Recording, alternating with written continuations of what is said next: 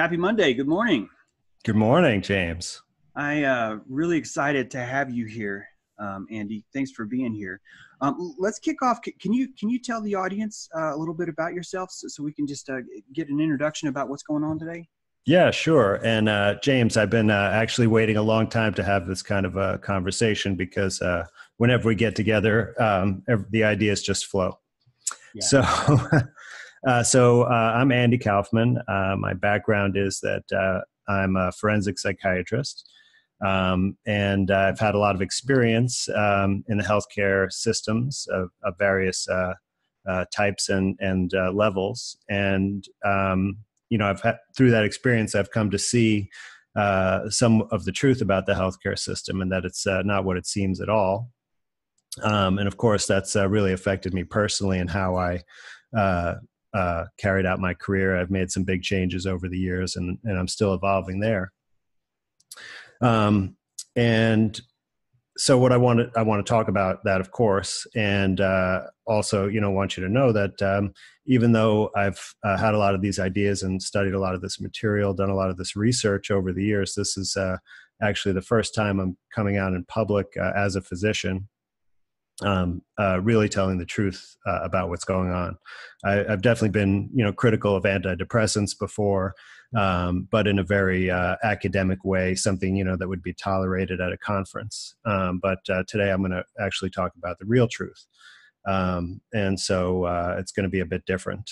So just to give you my credentials, so you see where I'm coming from, that I'm not a crackpot or anything like that. So I went to medical school in the Medical University of South Carolina. I did my psychiatry residency at Duke University, met some very interesting people there, and had a lot of interesting observations. Then I came up to upstate New York to the State University of New York to do my fellowship in forensic psychiatry. And after that, I stayed on as a faculty member.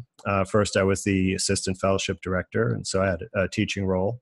I was also in charge of research for our division, so I have some research experience and some publications.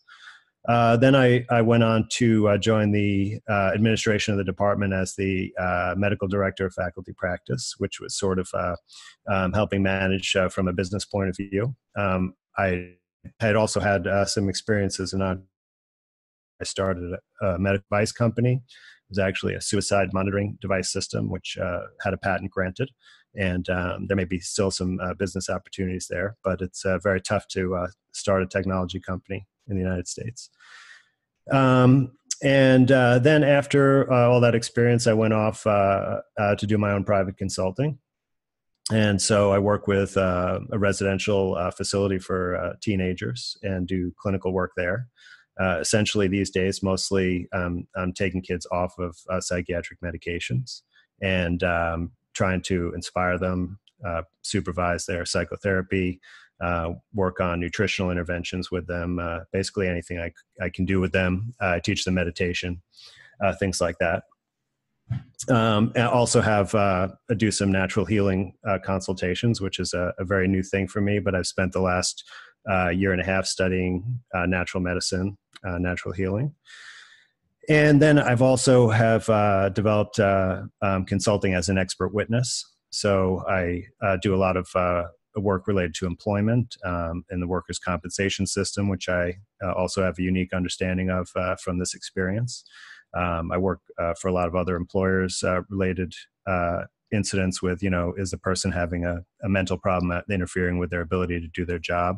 I do expert witness work for various types of lawsuits and with psychiatric issues, and including malpractice. And I've done a lot of work in the criminal justice system as well, like testified at a murder trial. I testified, in federal, state, local courts, et cetera, like that. So that gives me a unique systems perspective to see how, mental health issue interacts with criminal justice system and other, employment, insurance, et cetera. So I do have a bit of a unique perspective to look at all of these issues under. Absolutely. And I'm blessed to have you. I know my audience is too. So thank you for being here and for being brave right now, because From the outside, I have seen just how difficult it is for anyone in the professional industry, whether it be working at a hospital to even working in clinical or bureaucratic work, that there's just certain things you're not allowed to say, certain things that you're not allowed to talk about. When I say not allowed to talk about, I'm talking about mind control. I'm talking about the chemical pressures that happen. I have a really good friend of mine that works in a hospital, and he makes it very clear that the word vaccine injury is something that crazy people say. And he has created an atmosphere with his employees where that is a joke. That is a running joke that they claim that people say. And he ends up turning a lot of parents into really evil enemies, is what he calls them, because they may be, say, homeschooling, or they may be utilizing some form of medicine that is not sanctioned by them. And so it ends up creating a very strong peer pressure from the top down, where you have someone who's in charge, who's telling all their staff, no, that parent is incompetent. We should, in fact, think about calling CPS on them. Because they're not listening to what we want them to do. Absolutely. From a psychological perspective, actually, you could see this as a type of defense mechanism. I think cognitive dissonance is also a very good way of looking at this. And this is the thing that really keeps physicians from seeing, the truth right before their eyes. I mean, every physician, if you pin them down, they'll be able to tell you that their patients don't get better. They can't tell you about anybody's illness that they cured. They know that people are getting sick. They're not looking to that, they're not monitoring themselves as being the cause, because that would be too risky. But they're put in this position, like, there's this sort of hazing, brainwashing process that all doctors go through, and other healthcare personnel go through it to some degree, and they're kept ignorant about certain things to some degree as well. But, I can speak about being a doctor. So, they work you to the bone, just crazy hours. You have to study, learn memorize massive amounts of material that's totally irrelevant to healing people. But you do this as a ritual, and then you take an exam that's, 2 8-hour days. Imagine taking a 16-hour exam. And if you fail it, you can't continue. Like, you can't go to the next step. You can't become a doctor. Right. So there's this kind of emotional experience, and putting just every waking hour, into studying and learning. And then when you do your residency, where you graduated, you're a doctor. Right now, you're an apprentice, basically, and it could be up to 10 or more years, depending on the specialty. During that time, they pay you really low wages. You have these big loans from the debt, from the tuition most people have, and I'm talking $200,000-$300,000 in debt. Mm-hmm. You can't pay that back, so that debt's building up, and then you're living on subsistence wages. You're working really long hours. That being a doctor means that you're going to have wealth and resources at your disposal, right? But it's this delayed gratification, and so while a person is under all that stress, working those long hours, being deprived of material wealth, that's an opportunity to basically tell them whatever you want them to do. And that's pretty much what's done. And when you're working so much, you don't have time to think about it. You don't have time to sit and research and look at the big picture. You just kind of have to learn what's put in front of you and just do it. Absolutely. And then when you get out, finally at the end, you're like, all right, you run out, you buy a house, you buy a car, you get married, you buy furniture, right? And then immediately you're in debt. Now more debt. So you've got to keep going, to keep up that lifestyle that you've been dreaming about for 10 years or longer. And if you question things, then you realize, oh my God, well, I can't do this, right? If I can't do this, then I can't make the money. So then I'm just going to have to go bankrupt and, be destitute. And that's far too dangerous to face for people. Yeah. I'm extremely lucky, actually, that I've found this little niche where I can still practice as a conventional physician and, do mostly the right thing. But it's still not perfect. And I don't think I can sustain it indefinitely. But that's rare. Yeah. And if I do risk, like if I just try to practice the real deal and get people well, then I risk all kinds of scrutiny, losing my license, all kinds of things. Right. And there's even a precursor mind control. What I mean by that is before you even think about doubting something, there is a pressure that comes with that. There's I don't even think it's conscious. I think it's a subconscious thing that's happening, because you have receptors that are open to you being an expert, to you being the person that literally is placed on a pedestal. If you look at the relationship between the doctor and the patient. Absolutely. And when you're placed on that pedestal, it creates an immense amount of pressure. When I say pressure, though, it's there's a subtlety here, because there's a pressure from shame, which most of us think about, but there's also a pressure from fame. There's a pressure from being the one that is the expert, to where you feel absolutely obligated to give some sort of answer, some kind of answer, just anything at all, even if you were compartmentalized. And this is something I wanted to get your take on, because in the military, one thing that I noticed right away is that compartmentalization breeds ignorance, which breeds trust. You really don't have any other choice. If you're on a submarine, you absolutely have to trust that the people in the engine room know what they're doing, and that only you only know your radar portion. This is all you know, is what's happening in the radar. So you end up with 1,000 blind mice that are trying to work together, that can see really well what's right in front of them, but there's really only just a very, very small handful of people that see the overall picture. Absolutely. So James, I think you well know that this is the pyramidal, hierarchical structure of where there's compartmentalization and, no shared knowledge from the top down. And so this is rampant. I mean, the whole paradigm of the modern allopathic medicine is about this way, right? The body is divided into all, these arbitrary systems, and you go to a doctor who specializes only in that system. Mm-hmm. So they have no understanding of how that relates to the whole body, the whole person. And this fragmented care, it's ridiculous. Yeah. Because the cause of the illness, right? So you have a stroke, you go to a neurologist, right? Or a neurosurgeon. You have a heart attack, you go to a cardiologist. You have peripheral vascular disease, you go to a vascular surgeon, right? 3 different specialties. It's the same exact disease. Right. So how do you, the same exact disease, just in a different, it's like if you had a bruise on your toe, you go to a podiatrist, and if you had a bruise on your finger, you go to a hand surgeon. It's ridiculous. It's a bruise. It's a mice.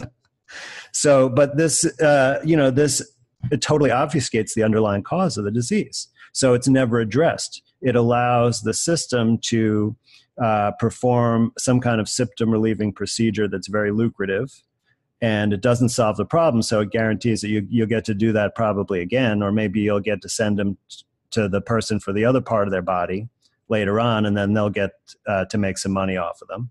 Right, but it'll never actually address the underlying problem, because the system can't see the underlying problem. Yeah, in fact, it seems like by design. It seems like anyone who's trying to tie all these pieces together and to look at someone's health as an entire system is usually the one that's mocked or ridiculed and explained. You don't know what the hell you're talking about. If you're talking, even the word holistic has a very, very black cloud that's surrounding it. But if you just look at the actual definition of the word itself, it's definitely shows you that there's a lot of pressure that's there that's I personally think most of us are blind to, especially the doctors. I don't think that they fully understand just how much chemical pressure comes with all this Kabbalah. Well, I can give you an example of that, James, actually, because the pharmaceutical industry, right? I think most of your viewership is quite critical of that industry. And so they've had this, crazy marketing strategy, where they basically hire attractive women or fun guys too. They go into doctors' offices and hospitals. And I was in my I was practicing medicine in the time when it was the heyday of this, when it was like, really lavish dinners at the 5-star restaurant, or they would take people, fly them to, Caribbean island or to a sports game. I mean, I never, because I was in training or I was a low level person, so I was never eligible for that. But I did go to some of those fancy dinners and such. And, like at first I was just seduced by it. I was ignorant and I enjoyed it, but I fairly quickly became aware of, well, what are they getting for this? They must be getting something. And it's not, they're not like actually teaching you, the truth about their medicine, because it's advertising, and that's not the truth. So, so I began to look at this, and I stopped, accepting things myself. But I saw there was this great study where there was like surveys of doctors. Do you think that your relationship or accepting gifts from the drug reps influences your prescribing practice, right? And of course, they all say no. But the drug companies are spending a lot of money on this. They wouldn't do it. It wouldn't make business sense unless it was changing their prescribing habits. And of course, they have data on that. And later on, I found out they're actually monitoring every doctor that they're talking to see where their prescriptions go. And if they're giving you stuff and your prescriptions are not in their direction, they're calling you up and letting you know about it. Yeah. But that, just shows how that, of course, the doctors are totally, at least they don't want to admit that they're aware to it.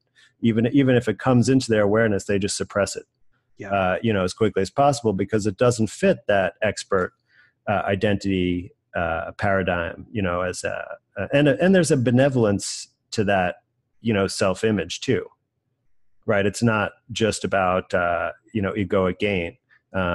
People feel like, oh, I'm doing a good service, and and of course that makes me powerful and prestigious and all that stuff. Cool. And also thought of a term that you might like to describe, that power differential between patient and doctor. Where and it's it's even more than you say, because there is that obedience, right? As a patient, even myself, when I've been a patient, even after I was a licensed physician myself, going to the doctor, I felt like obedient, like I should be obedient to this person. I should do what they say, or else I better have a good reason why not to, almost like I'm a child trying to convince the parent not to have to do some responsibility. Right. So could we call this like the spell of the white coat? Yeah. Yeah. I think you nailed it. And it works on both sides. By you putting that costume on, you are losing a lot of abilities that require you to be vulnerable so that you can learn from the patient. But how can you learn when you're the one on the pedestal who's supposed to be the expert? Again, guys, this is not at all a bunch of doctors that are just super arrogant.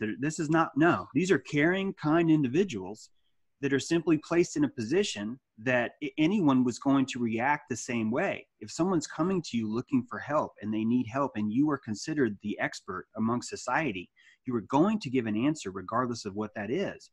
Most of the time, that answer is probably going to be something that you've regurgitated. And the regurgitation is going to be something that's going to happen after years and years of conditioning.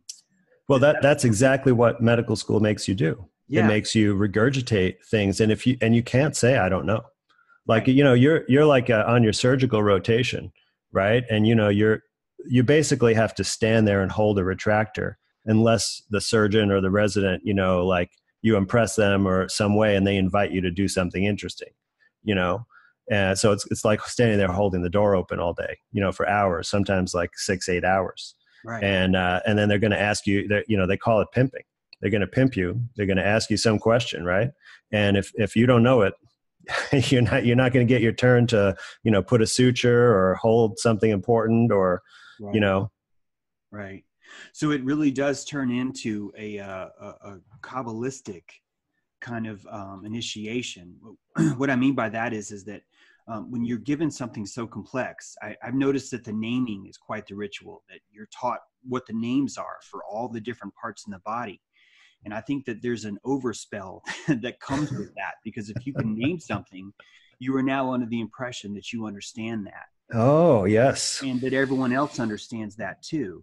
And that's why it's so easy to dismiss a patient who might say, well, I know this sounds crazy, but I want to tell you about my knee. And they're like, no, this is about your shoulder. And no. And and to be fair, I work with people all the time. I'm not implying that people are like the perfect communicators and no one's there trying to waste anyone's time. But this is the art of medicine. This is what makes it the art. Yeah, yeah. You are having to interject with someone that you believe you're bequeathing with informed consent. I mean, that is part of the oath, right? Is there's a thing called informed consent. Informed consent is obviously no longer taken seriously. Exactly. That's something that I've actually studied quite carefully because, and I've given some talks about that. And no, it's really a joke in day-to-day practice. I mean, there's a lot of, armchair discussion about it, but that's about it. I asked a doctor once, I used the word triune brain, and I wasn't trying to be fancy. I looked up the term because I knew I was going to have some time with him. I was trying to research anyway, I used the word triune brain, and the whole conversation had to stop because I used the word triune brain, and he had to laugh at that for a while. And then I was like, well, wait a minute, let's find out why is that funny exactly? And I really couldn't get an example. I couldn't get him to explain why that was funny. The best I could get was he eventually said, well, people don't call it that. So the entire conversation. I've never heard that term actually, James. What does it refer to? So the triune brain is literally just the parts. The limbic. I didn't want to use reptilian brain with him because I was afraid I was going to. Oh, the limbic system. Yeah. Yeah. If you would have said that would have probably been different. Right. The response. And this wasn't me trying to get him on a word. I went to Wikipedia and I was like, no, it's this part, the medulla, I just naming, if you add up all the central parts of the brain, which I'm not going to be able to name right now. If you look it up, the name of that system is called the triune brain. Oh, I see. Okay. And so, I was trying to get a very specific question. I spent hours just trying to get this question out to him because I knew I was going to have a limited window. But it wasn't going to work because I used the wrong term. Right. And so it then became okay to dismiss. The reason why I'm bringing this up is because I believe that there is another sort of a psychological spell called Dunning-Kruger. I've seen this used as a defense to dismiss anyone that is not a licensed doctor. Oh, yeah. Can you talk about that? Do you see that too, or what's your opinion? Well, I mean, it's, there's a lot of this, right? I mean, I think it's a lot of it is to protect your business interest, right? You have to protect against competition, right? It's like this came up when psychologists were trying to prescribe in various states. And I think there's a couple of states where they're allowed to, right? So there was a, big pouring out because, it's like we're the only ones qualified to do this work. And, that's what the government says as well. Right. And back to what you were saying before about just being unable to recognize certain things or, because of the spell, just sloughing it off as unimportant. Like I have experiences personally like that. Like when the gluten sensitivity issues started coming out in the media, right. In the early 2000s, I think I was, just laughing it off. I'm like, oh, this is silly nonsense. These people, it's just a trend or whatever. But I dismissed it without looking into it at all. Of course. And I think that's pretty much what most doctors did as well. And even now, I don't think too many of them take it very seriously. Like it'd be more like, the patient has a strange complaint and, it doesn't fit any conventional categories and it didn't respond to the first few drugs. So they just say, oh, try going gluten-free, and they figure, oh yeah, that'll sound good to the person. But it's like a Hail Mary, that's what it's relegated to in medicine. But I've seen now personally examples of several patients that, had real problems that just disappeared when they stopped eating gluten.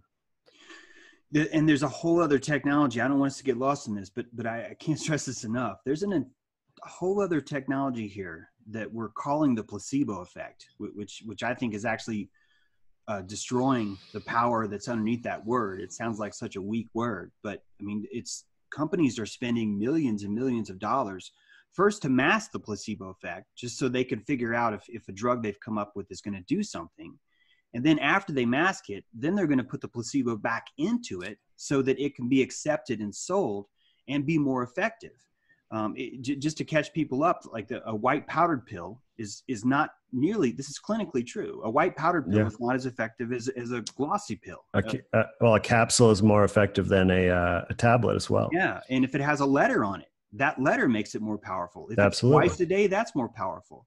If you're injecting someone with a needle, that's even more powerful. Even if it's saline, even if it's right. It doesn't matter. Listen, in China, they actually inject antidepressants into people that they put in the hospital for depression because of that very reason. Explain that. What do you mean? Well, like antidepressants, they're all pills. Right. In China, if someone gets put in the hospital, like in a mental hospital, they actually give it by injection. I see. Instead of the pill. Like they have to create a special formulation of it for that purpose. I got you. So if anyone isn't following, what we're saying is that so much of medicine today, this isn't a myth, this isn't a rumor, so much of medicine today when it comes to prescriptions and drugs is placebo based. They actually have to peel that away and then add it back in. It makes it more effective. Even the gloss coating on the box your pills come in, it has an effect, a measurable clinical effect. The size of the clipboard that someone wears when they give you a pill actually changes this. The fact that it's a male or a female, typically older male doctors in their 50s wearing a white lab coat, carrying a heavy clipboard, have more placebo effect in them than a 20-year-old girl in a miniskirt with no clipboard who says, here, why don't you try this leaf? So there's a giant spectrum of purely just placebo effect and how that works. And it feels like it shocks me that we don't talk more about that, or the doctors don't talk more about that. Well, so, if you look in the right places, you can actually find some interesting stuff. Like, for example, I used to work with a psychologist, and I'm blanking on his name. I want to say Goldberg, but I don't think that's it. But he actually wrote a book about this with respect to antidepressants, because there's a ton of evidence that really shows that antidepressants are what you might call active placebos.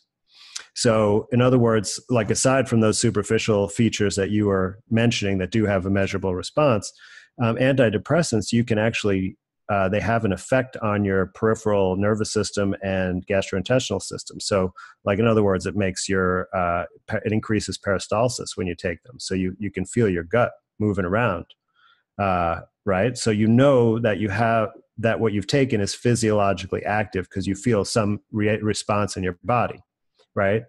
And that clues you in. So when they've unblinded clinical trials, where they don't tell you if you're getting a placebo or the drug, they don't tell the doctor who gives it to you. They call it double blind.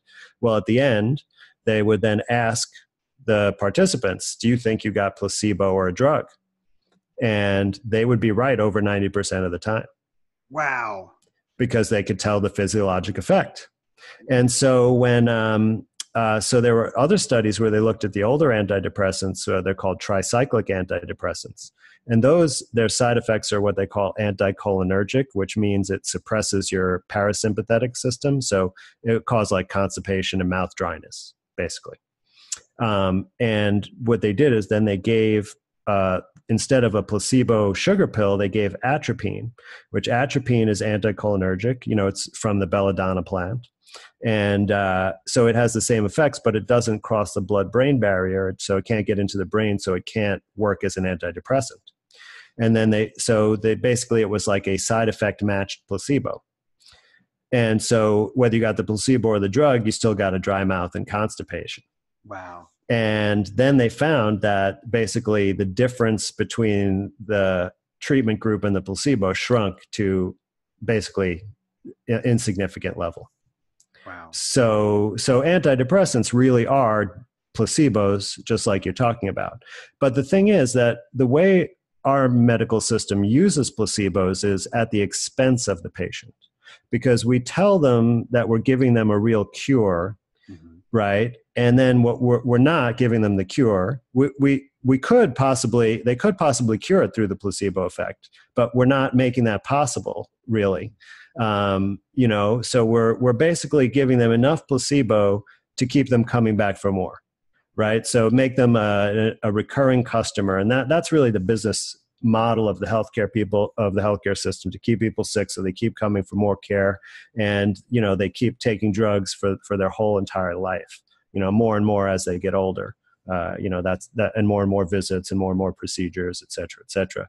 You know, that's kind of the paradigm of where things would be going. But what the placebo effect actually is, right, is our, you know, power, and it's a little bit intangible. You know, exactly where it comes from, what it is, but you know, like so maybe you say, you know, it's from spirit, maybe you say it's from the divine, or you just say that it's built into our physiology. You know, that it's I mean, you could even understand this from a materialist perspective if you wanted to. Yeah. Right, because it's so demonstrable in so many different studies, right? So why not try to optimize it, either as a primary treatment or as an adjuvant to combine with, you know, some somatic modalities, you know? Yeah. That could really harness the power of it. And I think many alternative fields, like I think a lot of energy healing is really, I mean, maybe the energy is actually the power of the placebo, you know, the essence of it. Right. And they're, you know, very successful for a lot of things. I have to plug my own book here, because I wrote a book called The Technology of Belief. And what you're talking about is exactly, I think, in line with this, because there is a literal technology that's involved in our thought processes, in where we put our focus. Where I've been using the word prana just because I need a word to describe this essence of belief, almost like a plasma, an invisible plasma that you can place into different things. A mother can place belief into a lunch that she makes for her child, and Right. that child can take that lunch to school, and he recognizes that lunch. It's glowing differently than everything else. It has a different taste and flavor. James, I did this morning. I packed my love into 2 lunch boxes this morning. I have had issues with my dog where I've been experimenting with this.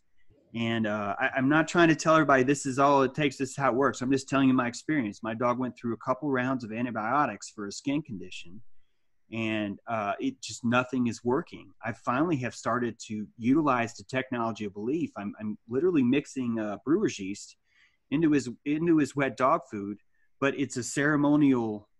I know it sounds silly. I'm actively ceremonially like saying, this is medicine, this is good for you, this is going to help your skin, this is going to help that. And that seems to have had much more effect than the antibiotics did. Yeah. Which I will say, for years and years ago, used to work fine on him. And that's why it's such a fascinating topic, this technology of belief. And it's something that's been suppressed in the medical community, whether or not you want to say that that's like a thing they're doing on purpose or not. If you go back to the 20s, we literally created a war on plant medicine. We created a war on any kind of medicine at all that wasn't part of this system, of this pyramid system. And really, when you do that, you're cutting off the technology of belief as it connects to herbs, because on the box itself, it's required by law to say this is not a medicine. And if we understand how the placebo works, that if the gloss of the box makes the medicine work better, then certainly a giant label from the government that says this is not medicine would make something work worse. Absolutely.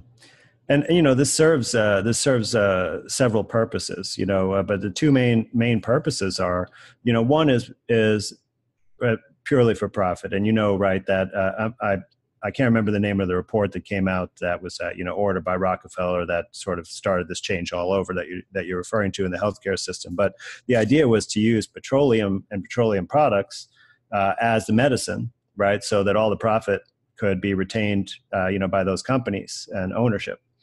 So with plants, obviously, anybody can grow a plant. You can't make too much money off of selling it. You know, I mean, you can certainly, but you sell lettuce and vegetables, right? But there's a limited profit, nowhere near what you can get for a pharmaceutical. So, you know, they figured out this thing. Well, so take the plant and then purify something out of it and then make it synthetically. And of course, it's not going to work as well. but then they can make the profit on it. So the only medicines related to plants are like that. And, like one drug I could think of like that, which is disaster, is called Taxol from the Pacific yew tree. And it's a chemotherapy drug for breast cancer. Mm. And it's extremely, extremely expensive. Whereas, if you just took the bark off the tree, maybe $10, $20, treatment for a month kind of thing, right? Yep. So there's that, but then there's also now the plants actually are the medicine. And I want to just say that, there's not just one way to heal from a disease. And there's not even just one plant that will heal you from a certain condition. And in fact, it's quite interesting because if you go to different ecosystems in different climates throughout the world, you'll see that there are sets of healing plants that work with that region's illnesses. And, they can work with people from other parts of the world too, but they're different plants. So you could find different plants from different regions that have similar curing effects. It's quite interesting. But if you take the actual medicines away from the people, especially when the medicines are readily accessible, or put a couple of seeds in your backyard and you have medicine, right, in a month later. Well, then the people can't get healthy themselves. They can't get well themselves. And you then can be in control. So if you want them to get well, you can provide them the medicines and the cures. If you don't, you don't. And you can keep them ill, right? Which is where we're at now. Our healthcare system keeps people ill. It doesn't cure illnesses. It doesn't cure disease. It doesn't restore people to full health. It does reduce some symptoms. It creates illnesses that aren't actual illnesses, that are just a risk for an actual illness, and then makes them into an illness that gets treatment. And so you're not really doing anything there, except, whatever side effects you're getting from those medicines. But the healthcare. So basically people stay sick so that they can't, rise up in any way that they want. They're under control. They're more vulnerable, and then they're extremely dependent. So there's this ongoing revenue. Well, I would also say that you lose a lot of people that are looking for the truth on this subject, because they're under the impression that what you and I are saying is that people have to be evil for this to happen. and I want to clarify that, because you don't have to be, you can be a really good, great person. You can have a Boy Scout troop. You can sponsor the PTA. You can help people in your community. This isn't about, we're not even suggesting that doctors are evil, but just to explain what I mean, in the Navy, everyone is put on a ship and you were sent out, or on a submarine, you were sent out. You are now out there in the water. You feel completely autonomous. You feel completely in charge of everything around you. In fact, the captain is literally responsible for everyone's life on there. He's given an order, and that order is something that he has to agree to do. He becomes the bequeather of that. It's a little bit different kind of setup. I'm telling you guys this because every single person on that boat can be the most patriotic, moral person in the world.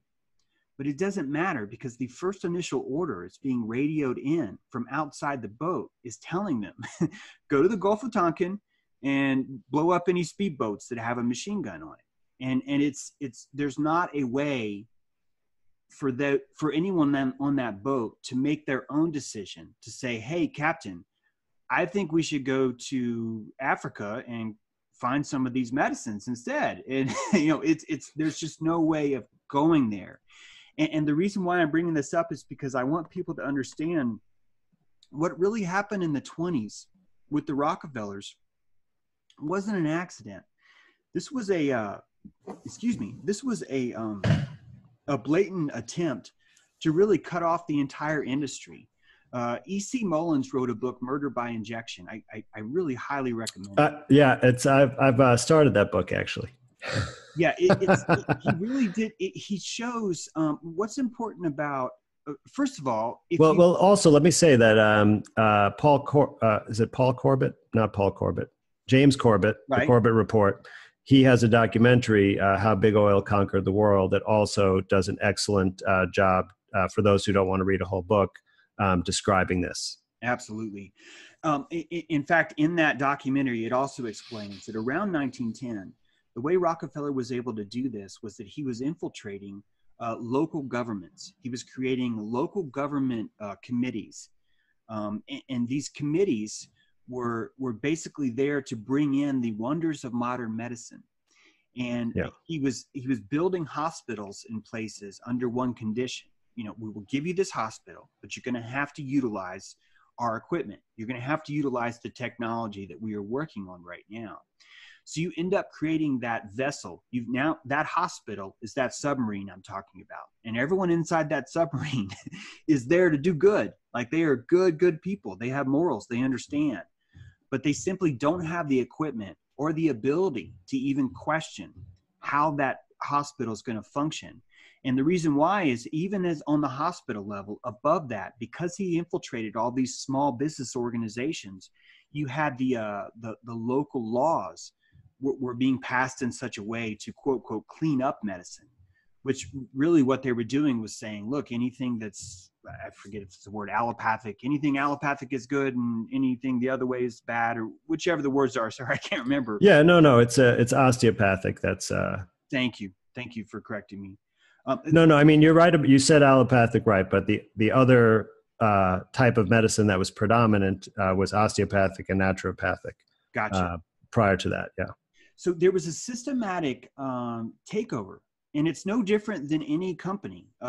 McDonald's will come into a town and lower their hamburgers in the beginning when they were starting off their system. It doesn't matter. We choke other businesses out all the time. It's a natural function of how we run our economy. So it doesn't even require anyone necessarily being super evil to describe what Andrew and I are talking about. This is a simple process that can happen when you compartmentalize, because when you compartmentalize, you end up abandoning your initial goal. Right. And also, James, I mean, this reorganization into allopathic medicine happened before all of the current, group of practicing physicians were alive. Right. So we didn't witness this, during our lifetime to see it happen. Right. And they don't teach us about it in medical school. So, I mean, almost none of us are aware of it. I didn't become aware of this until years later, when I was, aware of just things in general. That's when I researched this.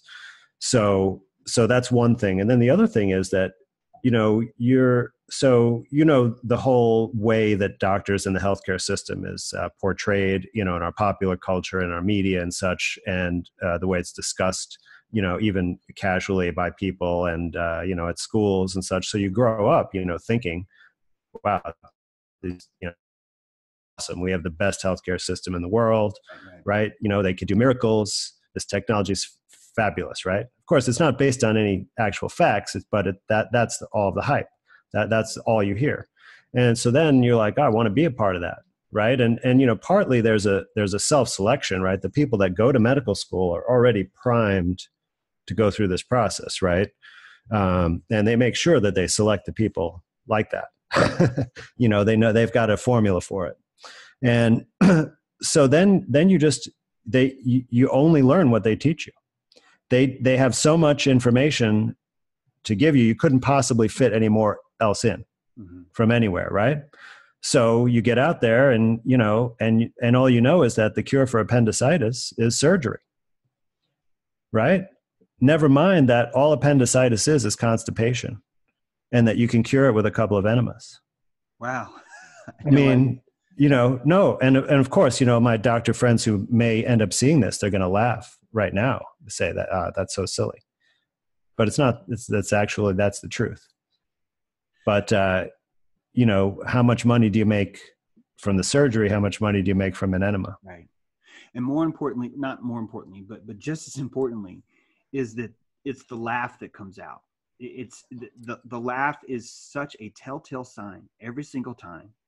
Ridicule, when someone brings out ridicule, it really does show you that this is a chemical thing. This is a serotonin, dopamine, however you want to call it. This is a chemical thing that's causing them to react this way. That they've evacuated themselves because they're an expert. And the last thing that they can afford chemically is to be made a fool by following the traditions that have been done over and over again. Of course.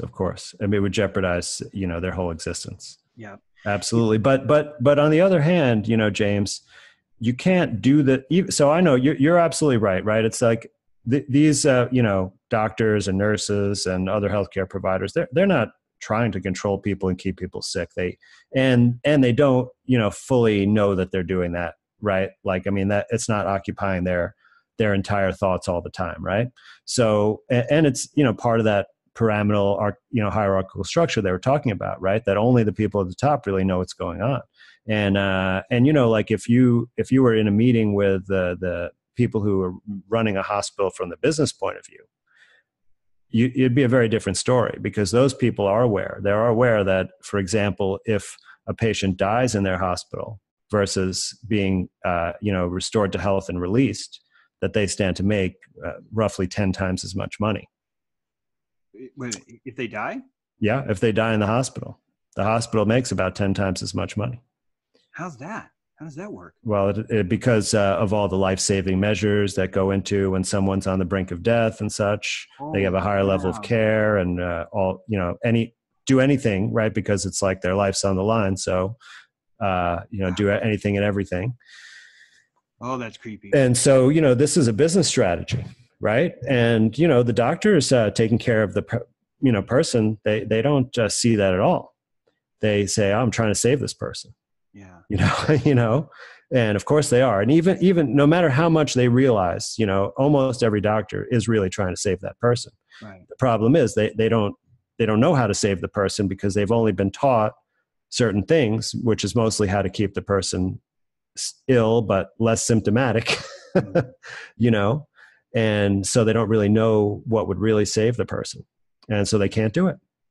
But that being said, all of those people that do this work day to day, that are generally ignorant to the higher purpose of the institution, they still see every day what they're doing. They have to know to some degree that what they're doing is not helping, and not helping in the way that they were told it should help. That the way anyone, what should you expect if you have an illness and you go to the doctor? What should be the outcome? If you ask people that before they go, what are they going to tell you? I'm going to be better. Mm-hmm. They don't tell you, oh, I plan to take a medicine for the rest of my life. They don't tell you, well, maybe after 3 surgeries, it'll be okay, Yeah. Right? But that's what actually happens. And so all the people doing this day in and day out, they know. I mean, every psychiatrist that sees these people, their life's a total disaster and they're miserable and they're suicidal, you give them an antidepressant, you see, they come back and there still says they're more suicidal. Nothing changes really over time. I mean, they might come back and might be better and have this placebo benefit, right? But then a month later, they're back to where they were. Mm-hmm. So you see this just over and over and over again. You don't see, there's a few times, a few illnesses here and there that something works to some degree, but it doesn't cure the whole thing. It just like there's this great medicine that if you have PTSD and you have terrible nightmares about trauma, this medicine can make your nightmares go away. Mm-hmm. And it's really effective. I can't argue, but it doesn't make your PTSD go away. It doesn't heal you as a person. It doesn't improve your relationships. It just relieves the nightmares. And so if we were that modest about what we could provide and we're truthful about that, then, people would make other choices for most things. Well, I noticed, I worked in a wilderness camp. It was one of my first jobs. And when we were with the kids 24 hours a day, basically, it was actually 3 days on. And then it was 4 days on, 3 days off. But anyway, you were out in the woods with the kids the whole time. And it was trauma therapy, basically. Just the stress of being in the wilderness was causing their behaviors to come to the surface. And then, you could address the behaviors. Yeah. It's a nice model. Yeah. Grueling work, in the sense of you're getting dirty, it takes a while. There's a process that's involved. And then I woke up one day and Ritalin had stormed the campus. And it came in. First, they put 3 kids on it. and there were 7 kids on it. I had 13 kids in my group. And after a little bit, more than half that group was on Ritalin. And it was doing exactly what you're describing. It was creating a different state that could be noticed in a chart, that could be written down. And that chart could then be extrapolated to be proved as, well, this is progress. Right. Even though it actually wasn't progress. It was the antithesis of that. I'm saying this now because it was the very first time that I ever even considered even thinking about questioning the doctors on staff that were doing this, because I was seeing that actually was making my job harder, that people were too tame. So I wasn't able to bring them to those same kind of stress where we could work on behavior, where they became too submissive. And some people might say, well, that's fine. But then these kids were going home and then they were having like super violent outbursts. The first kid that we sent home attacked his grandmother with a lead pipe. And if he would have stayed in this program, I don't think that would have happened. If he would have it's hard to tell about these things, James, because, like what environment did they go back into? Did they go back into a dangerous environment, right?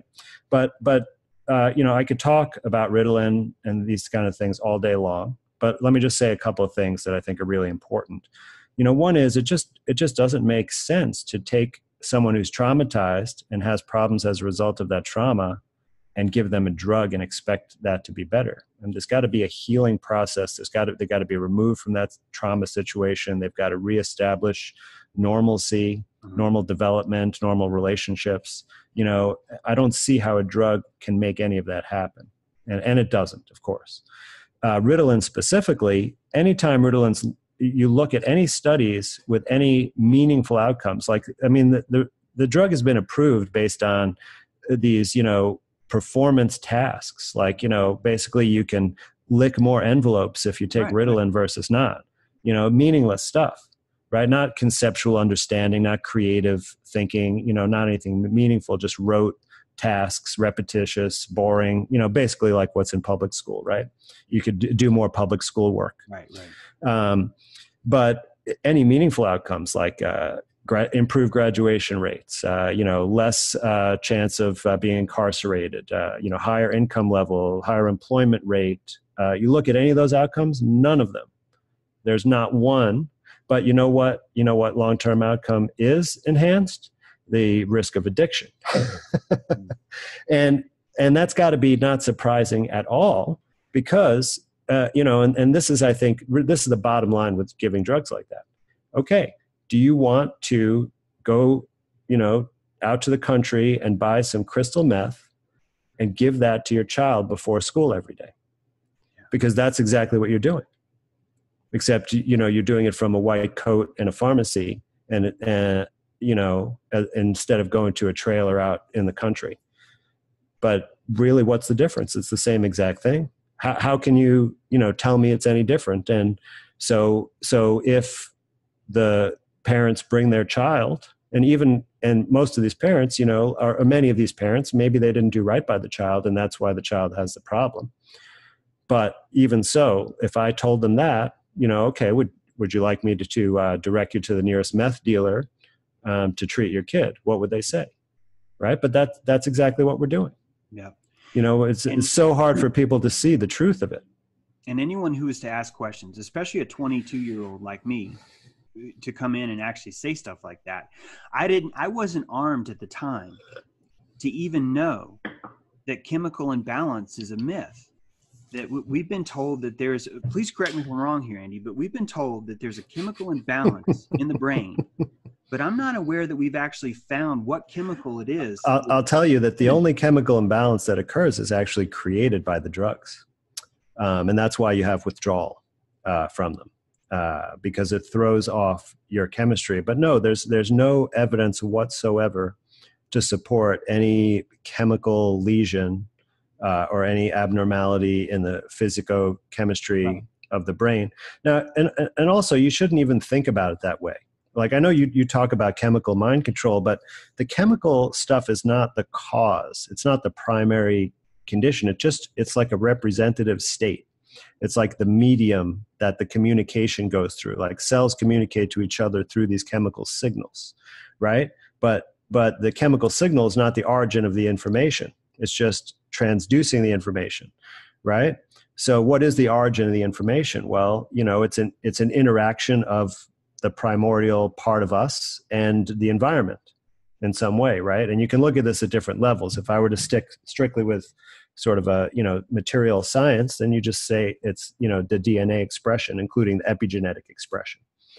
And that responds to the environment and directs all of the physiology where to go. And then it's communicated via these chemical signals. Mm-hmm. But the chemical signals can become, perpetuated and conditioned, right? And so you can get that conditioned response that's mediated through the chemistry, right? But the chemistry is just basically sending the signal. So you get that dopamine hit, right?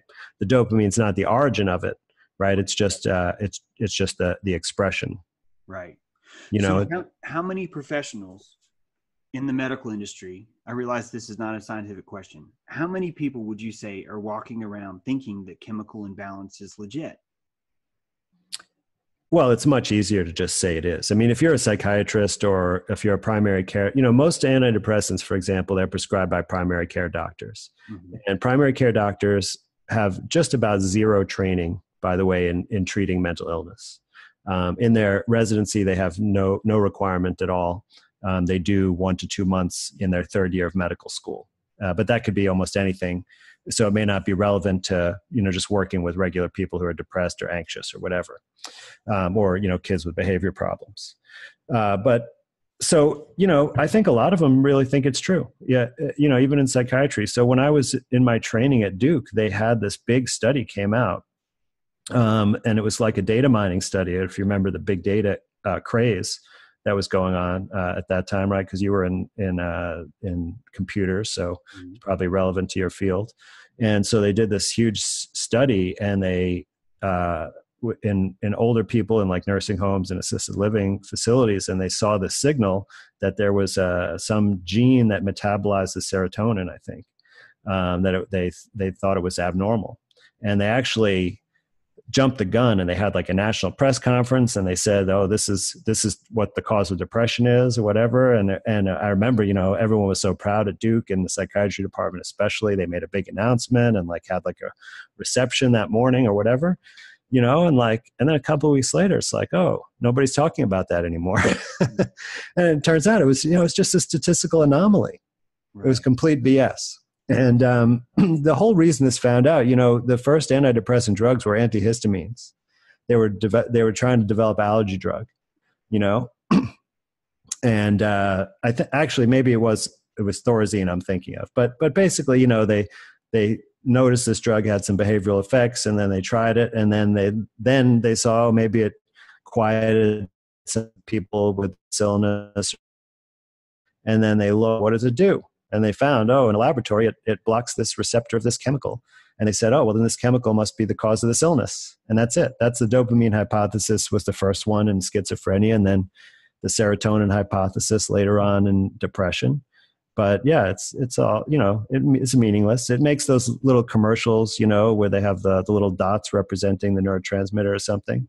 But no, there's no real science behind that at all. In fact, if we were talking about something like depression, and that's not really what we were going to talk about today, but I wouldn't even say it's an illness. It's more like analogous to a fever, that it can represent many, many different things that are wrong. And it's like a symptom that tells you something's wrong, and you've got to figure it out. And it could be purely psychological, and it could be purely physical, and it could be everywhere in between, and many, many different things. Right. That's fascinating. That is a gregreat topic that we might have to dive into later. Yeah. Well, we can always have another exactly. session. But exactly. But James, I really I want to stress how dangerous the healthcare system is, because actually, I think probably one of the things is that they don't actually do the research the best way to show some of these things, because I think they don't want to show how dangerous certain things are.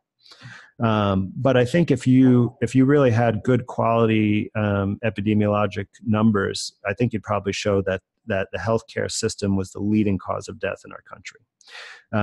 You can definitely show that it's the third leading cause of death, because that's what they say at Johns Hopkins Medical School. And that's one of the most prestigious medical schools in the country. So if you don't believe them, then who are you going to believe about anything?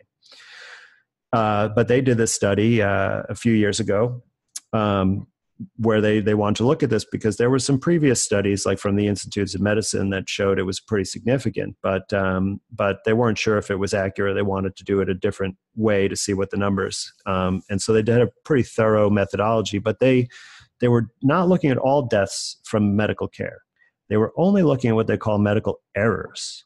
Mm-hmm. Okay, so this is when a mistake was made and the care was not delivered according to the standard of care correctly. Okay, so, like a common understanding of this might just be, doing surgery on the wrong side of the body, giving the wrong dose of a medication, by accident, simple things like that. Okay, it could be misdiagnosis and treating the wrong illness. But there's always a mistake, so it's not the way healthcare is supposed to be carried out. There are additional deaths that I'll get to in a minute from when healthcare is followed to the standard of care. They're not included in this number. So the third leading cause of death, okay, and this is the CDC's numbers. So the cancer and heart disease are the top two. I think heart disease and cancer is number two, according to the CDC, and they have respiratory disease as number three. But the number of deaths from medical errors is much higher than respiratory disease. So it easily gets the number third category. But even though this study came out several years ago and was widely accepted, reported in the mainstream media all over the place, and been repeated in Canada, showing the same result, they still don't, on the CDC website, they don't list this as a cause of death at all. Right? Because don't want people to know, but we're talking about 150,000 deaths a year. Yeah. From medical errors. Okay. So this is just the tip of the iceberg, like I said, right? These are only the deaths from the errors. Now, it's really hard to add up all of the deaths that are not from errors, because they're not systematically reported. In some places, actually, the way it's not reported clearly at all. And I'm going to highlight a very important example of that. But just to mention a few of these things. So like Tylenol, okay? Mm-hmm. Very, very common medication, over the counter. You give it to babies. Everybody feels it's safe, right? Some people know that it can actually cause liver failure in an overdose, but usually you have to take quite a bit of that. And I've seen, as a psychiatrist, I've seen several cases of that. But actually, some people can just be sensitive to the liver toxicity and just die at a normal dose. And you can find studies that show about 400 people a year die this way. So they're not trying to kill themselves. They're just taking Tylenol as directed. And 400 people die doing that a year just from Tylenol. Okay, so I'm only mentioning one drug, and already we're at 400 people.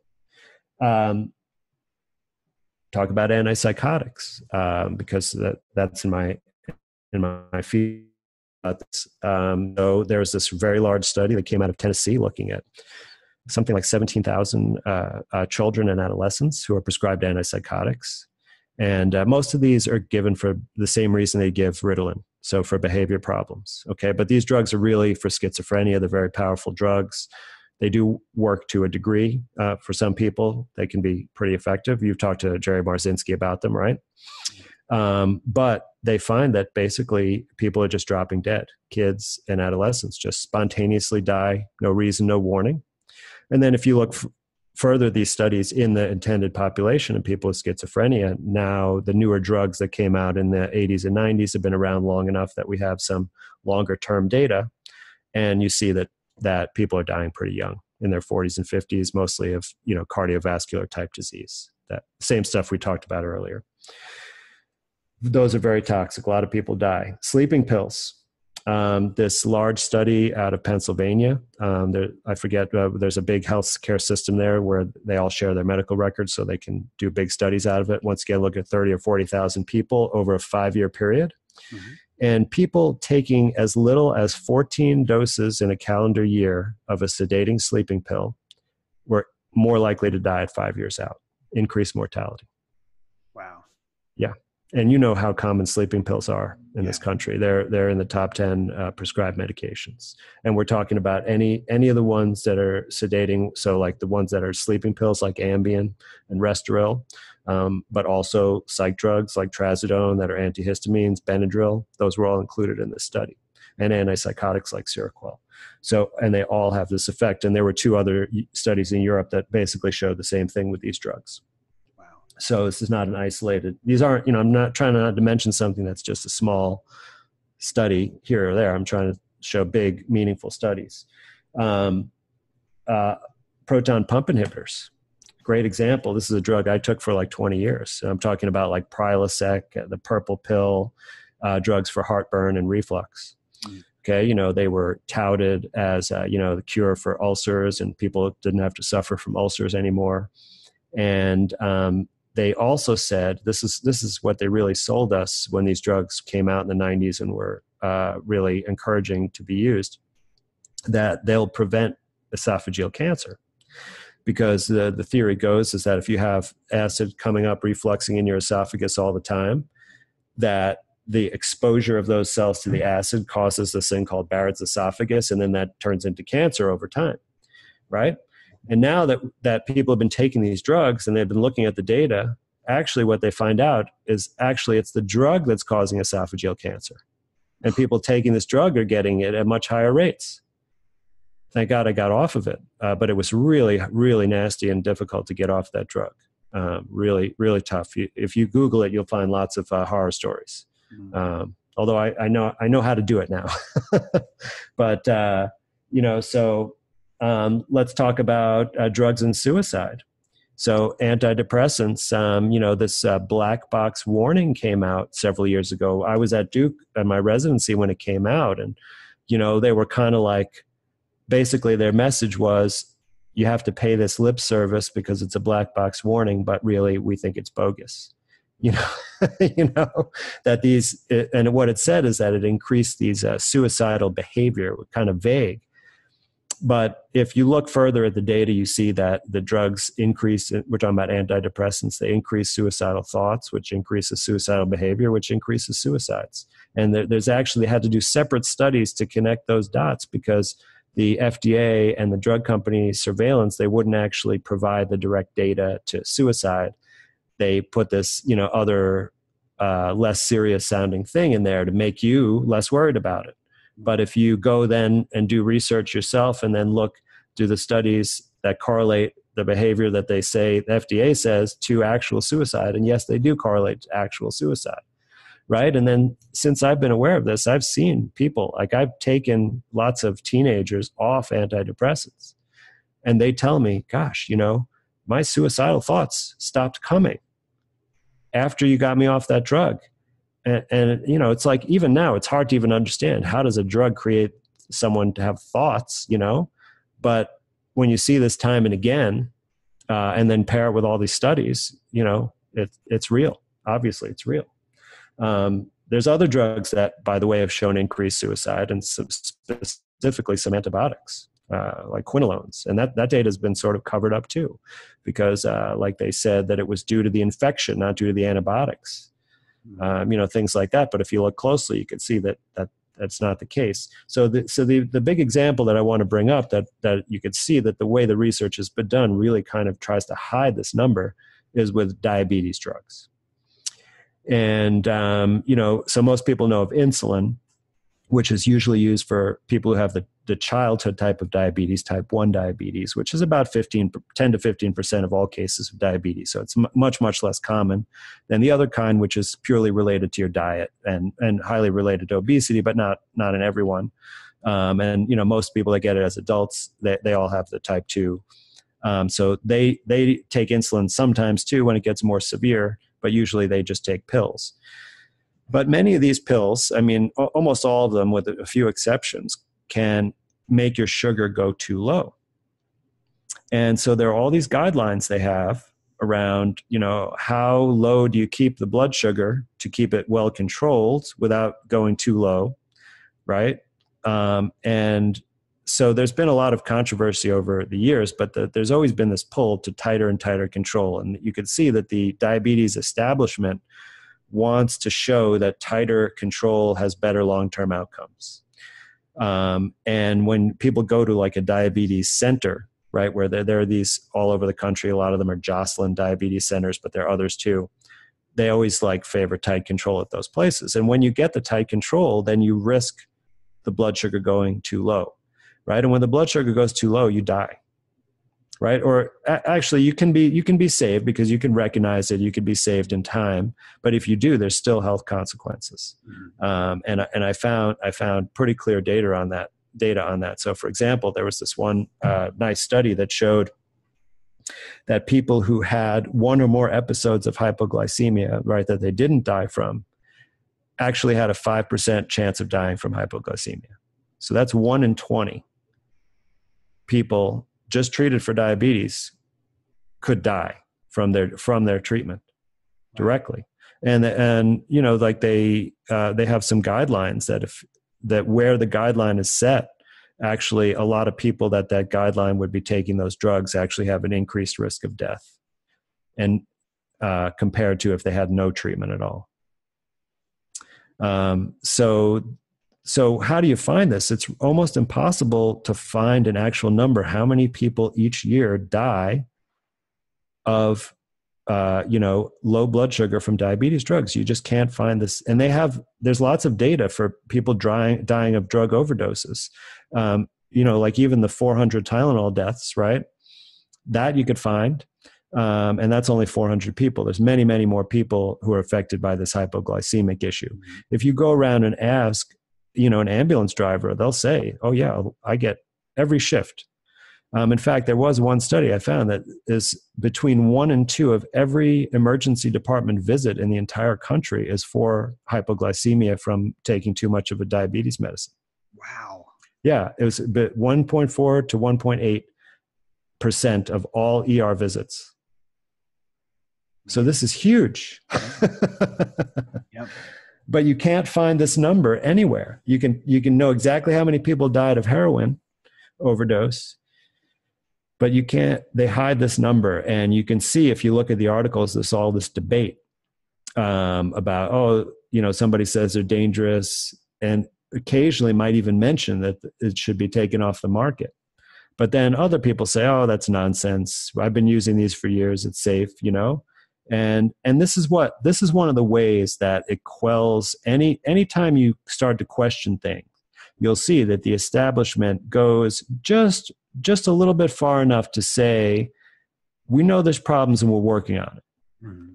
We're doing something, but they never actually do anything. Like here's a great example. There was this slideshow. So like Medscape and some other organizations, they basically just are like clearinghouses of all this data and medical data and news and guidelines and such. And I don't know how much of it comes from industry, but some of it does.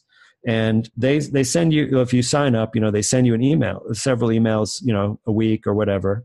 And a lot of it is education, like they're trying to let you know about the latest trends or maybe get you to sign up for a CME. And so they send this slideshow, and it's like, people can't even read an actual article. So they have this thing, it's just like a slide and a caption, so you can get through it in 5 minutes, right? And it was really useful because it said these drugs should be deprescribed. It was the title. Right. And so you're like, wow, I can't believe they're admitting that these drugs, are no good. But then you go in and you read it and you see that it doesn't quite say that. Right? Like it says this drug doesn't work at all. Like it said that for Docusate, that, pill that's a stool softener, Colace, that red pill that they always give to everybody, and it doesn't do anything. So they said it's been studied. It doesn't actually do anything. But at the end, they don't say it should be taken off the market. They just say you might want to reconsider. Right. So it's like, it shows you, oh, they're doing something. They're letting us choose. They're giving us the information. It's like, we're going to be safe. Anything that's really bad, they're not going to let it hang around for too long, right? You could see this is evidence they're doing stuff. Mm-hmm. But they never actually take the right step. Yeah. They don't pull it, the only time they pull stuff off the market is when the lawsuits come and it starts to get expensive and they see that it's not sustainable. Mhm. Yeah, sustainable is the right word in that case for sure. Right. Because they have lawsuits all the time and it costs them nothing. Oh, yeah. Even if they pay, $500 million, well, the drug makes, $1 billion a year. Mhm. So Yeah. they can afford it, right? Well, even if a jury comes back with a guilty verdict, there's still a lot of cases where the judge will still step in and say, Absolutely. "Hey, Actos, I know you made 16 billion off this drug, and I know that you've just been lost a settlement for 9 billion. So basically half of what you made off this drug, but that's too much. So we'd rather you just pay 35 million, for example. I mean, that's like an actual case. So this It's could basically become, it's just bribery. yeah. It's like retroactive bribery. And it's, would you agree that, I'm not trying to put words in your mouth here, but would you agree that if we had 50 FDAs instead of one FDA, in other words, if we had more of a decentralized way of looking at this stuff and treating this stuff, that it would be that much harder for it to be this easy to get away with basically a clinical murder, really. Well, if we had 50 FDAs, we just have 50 times as many toxic drugs. But if we had a true, peer decentralized way of evaluating things, yeah, of course. I mean, and you don't need to put power and authority into people to approve or not approve. This could be done on a sort of casual consensus basis, that you just have a way a place to put the information, and then people experience the treatment, and if it doesn't go well, they put the information on this database, and then you quickly see what's going on. Mm-hmm. And then you can know, oh, I'm going to stay away from that stuff. But it puts a responsibility on you that you have to go and look at the database before you decide if you're going to try that treatment. Right. Right. And it's when you have but also, Lamborghini. James, I would say I think it's the wrong way to go to try to make new molecules as drugs, as treatments. I would just abandon that altogether. Mm-hmm. And the safety of natural substances already existing in the world is pretty much known. Right. So really, it simplifies things. It just throws out this whole issue. Because I haven't seen any advances with technology that are superior to any natural methods. Mm-hmm. I mean, maybe there might be some, like, if you have severe trauma, and this is, another area, like, even when I suggest to people, like, to go without health insurance or not go to the doctor, they say, well, what if I'm in a car accident? Mm-hmm. And I would say in almost every case, you still don't need, you can take care of your injuries just as well at home in almost every case. But there are some cases, like if your bone is sticking out of your skin, that'd be hard to take care of at home, and so it would be good to go to somebody who can do that, in that situation. Right. So there's some things, some discrete technologies and discrete situations where it could be really awesome and it could be really useful. Right. And I would just limit it to those situations. And I don't think, these, it's really dangerous to make a molecule and try to put it into people's bodies. Mm-hmm. All of the natural molecules that, they were all kind of had a chance to be exposed, right, in the environment. It's like there's this wisdom that in our bodies it knows how to deal with all of these things. I mean, some of them may kill us, right? And we have to know which ones those are to avoid them. But all the ones we know, it's like we could put them in our body and our body knows how to handle them. It's not going to, and the ones that our body doesn't know, we know what they are, so we can avoid them or use them very carefully and expecting things are not going to be perfect if we're desperate. Yeah. But if we're making brand new chemicals, who the hell knows? Yeah. And it's not just like we can test it in the short term and know, like, what if it changes us slowly? And there's lots of examples like that, things that, like those, the medicine or the proton pump inhibitors I was mentioning before, that doesn't cause esophageal cancer overnight. It takes years. Right. Right. Right. And so you need to test it for years to know. And so I think that approach is really doesn't make a lot of sense. Well, we've had that. I'm reminded of Mercury, and I'm surprised at how many people try and dismiss this. When I'm telling people the history of our medicine, I'm having to remind them that for 100 years, if not more, we were committed to the idea that I have to find some way of getting this mercury inside of you, and you will be okay. Like for 100 years, we did that. We developed paste out of it. We developed liquid drinks out of it, food, whatever we could do. Sometimes you would actually cut the arm open and stick pasted mercury inside someone's skin.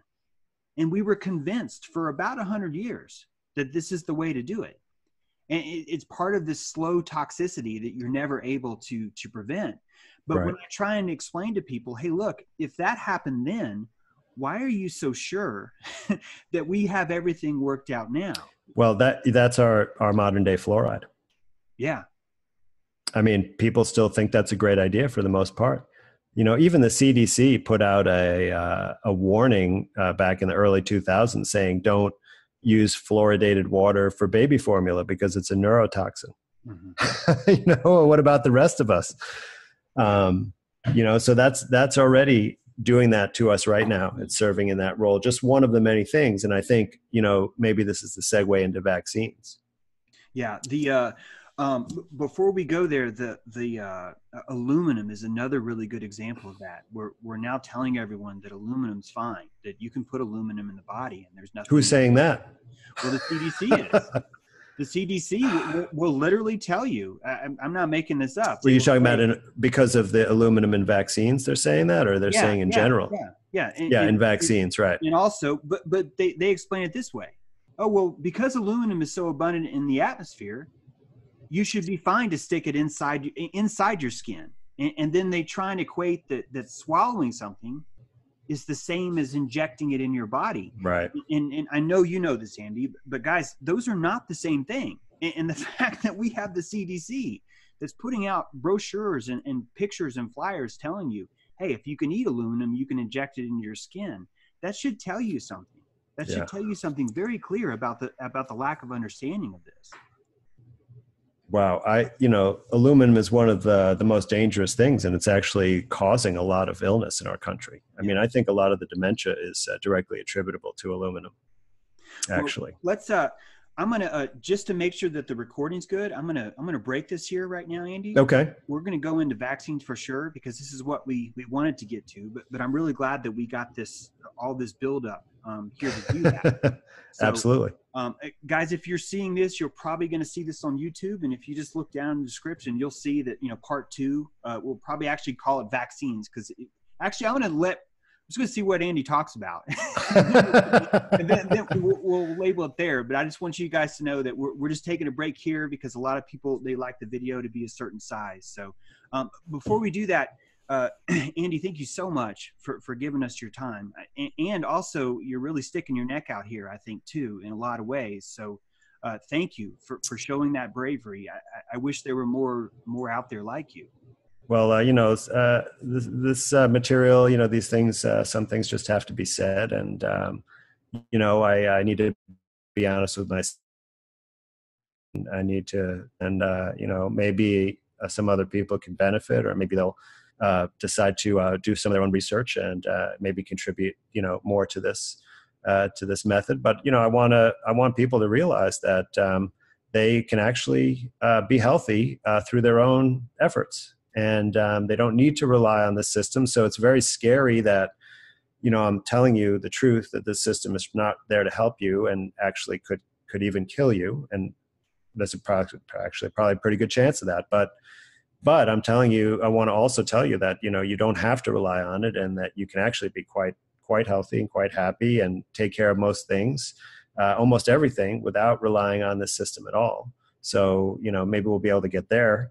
After we discuss some more dark topics, but that's absolute truth. So don't let this, just like all of this dark information, don't let this bring you down, because really, it's really actually liberating, because you can now see what actually you can really do to make yourself healthy. And once you do that, you realize you'll be feeling great, and you won't be stuck.